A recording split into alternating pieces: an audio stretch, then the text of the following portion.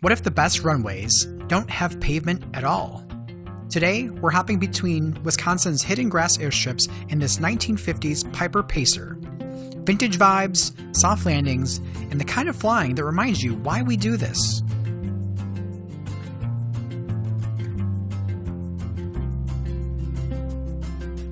Wisconsin is full of forgotten little strips, tucked behind cornfields, next to fishing camps, or carved out of forest clearings. Perfect for a plane like this old Taildragger. Today's route takes us to a few of the grass strips around Wisconsin, all that I've never even landed at before. The Pacer cruises at a solid 120 miles per hour, which gives you time to really see the patchwork of lakes and farms that make this state so special. It's not fast, but that's the point. It's slow enough to enjoy every minute. Here's one that I've always wanted to land at. It's barely visible until you're right on top of it. Trees on both ends, but the grass is smooth and dry. Made it to Elroy Airport. Been wanting to come here for a long time. I ever flew it some time ago, and it's always been one that's been on my bucket list. I also recognize that it's probably best done in a cooler day, with not a lot of fuel on board, not a lot of baggage, because there's these tall trees and tall bluffs on either side. It's only 3,000 feet long, so it's plenty long, but you know, it's one of those strips where you don't want to have a lot of stuff going against you.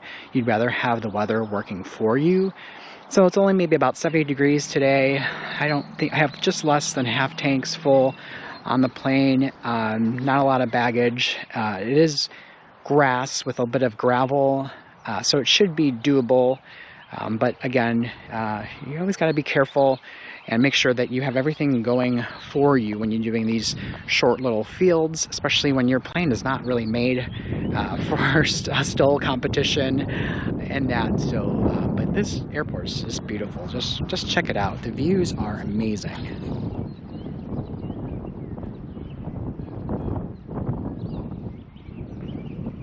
Alright, well, I don't think the camera got my landing, which is unfortunate, or maybe fortunate for me because it sucked. But more importantly, for these small strips, you know, it's easy to get in. The difficult part is getting out. So this one we'll have to use a little bit of short field technique. We'll do one notch of flaps, otherwise it kind of acts like barn doors and really more like a speed brake. So we'll do one notch of flaps. We'll get her in ground effect till we hit about 70 miles per hour. And then at 70 miles per hour, we'll start our climb out.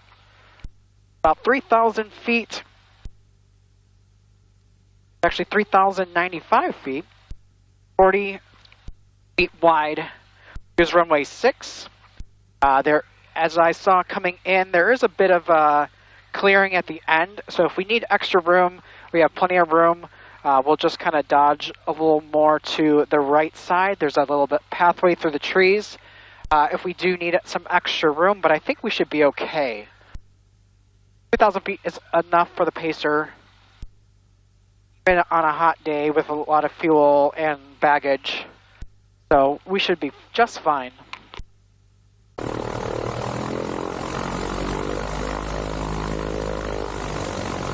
Elroy traffic, Pacer 7 from the Kill, taking off runway 6, will be departing to the northeast.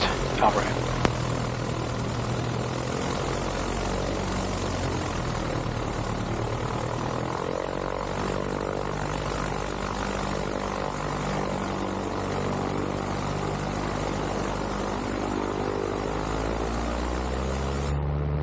Every inch of the runway here.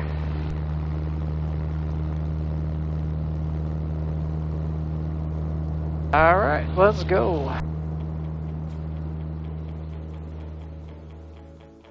We're in ground effect. Watch out, bird. 70 miles per hour, let's go. Woo!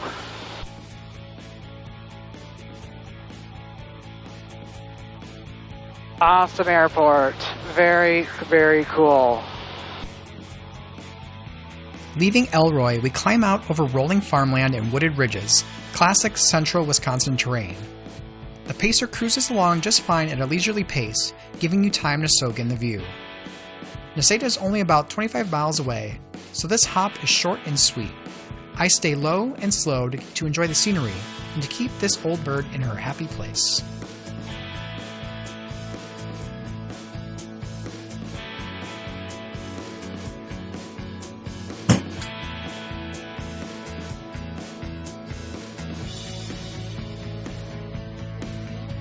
From Necedah, it's only a short jog to Adams County. You cross the Wisconsin River Basin here, and you'll often see bald eagles riding thermals over the forest. Legion Field sits just on the edge of town with a nice long turf strip that's perfect for a taildragger like the Pacer. This is one of those airfields where you feel like everyone weighs when you fly overhead.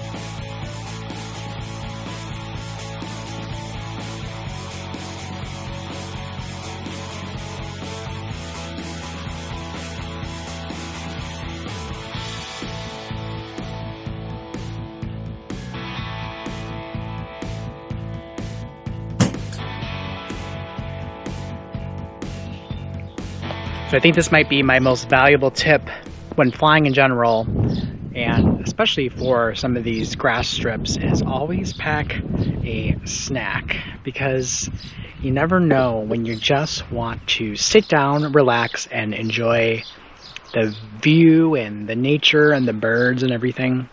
It truly is spectacular, and another reason why I love flying so much is just getting away from real life, because I can't believe that this is real.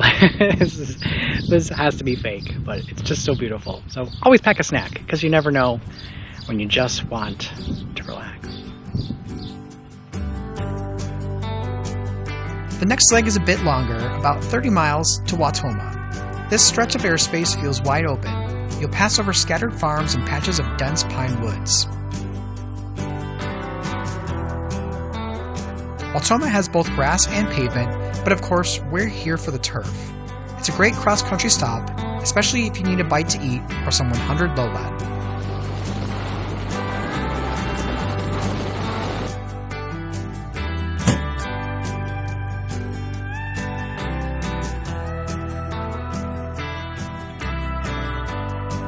Final hop of the day, Wautoma to Wild Rose. This one's my favorite. Only about 15 miles northeast, but the closer you get, the wilder it feels. Idlewild is nestled among tall trees with a narrow grass strip, and the approach can feel just a little tight, but that's the fun of it. It's like flying into someone's private airstrip tucked away in the woods.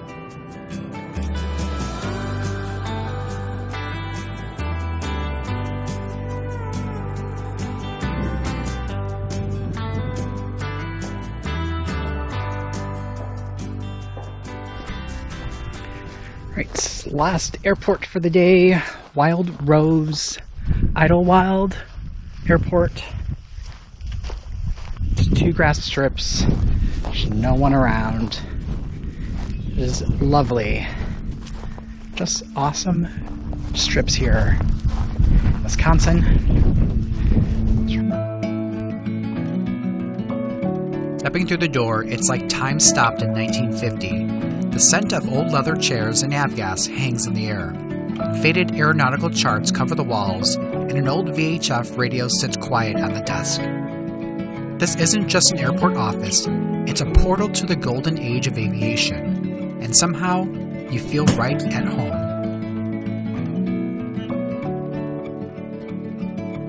After collecting my passport stamp and leaving a few stickers behind, it was time to depart this aviation time capsule and return to 2025.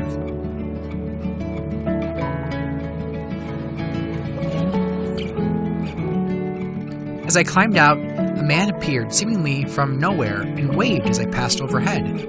Was he a ghost from aviation's golden past, or simply a living reminder of the timeless bond we share as aviators? Either way, the spirit of flight was alive and well. Woo! What a day. That was fun. Airplanes are awesome. 5 airstrips, 1 classic Piper. A day full of grass, wind, and vintage vibes. This is what flying is all about. If you fly in Wisconsin, you've got to try these strips. And if you got a favorite I missed, let me know in the comments.